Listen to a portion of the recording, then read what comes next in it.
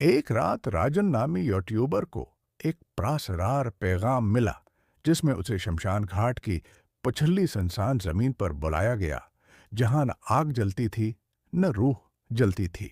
راجن، جو horror videos بنانے کا شوقین ہے، تھا وہاں پہنچا تو اچانک ایک اندھا بھوت اس کے سامنے آیا جو کہتا تھا کہ وہ دیکھ نہیں سکتا مگر روحوں کو پہچان سکتا ہے۔ اسی وقت ایک جلی ہوئی چہرے والی عورت بھی نمودار ہوئی جسے لوگ چڑیل کہتے تھے۔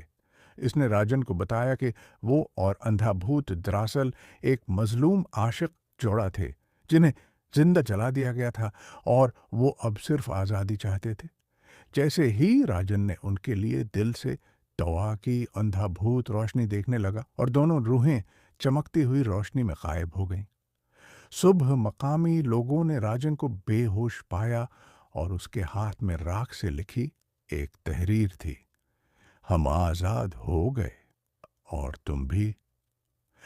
راجن نے کبھی ویڈیو اپلوڈ نہیں کی، صرف ایک آڈیو پوسٹ کی جس میں اندھے بھوت کی آواز گونجی: سچ دیکھنے کے لیے آنکھوں کی نہیں، دل کی ضرورت ہے۔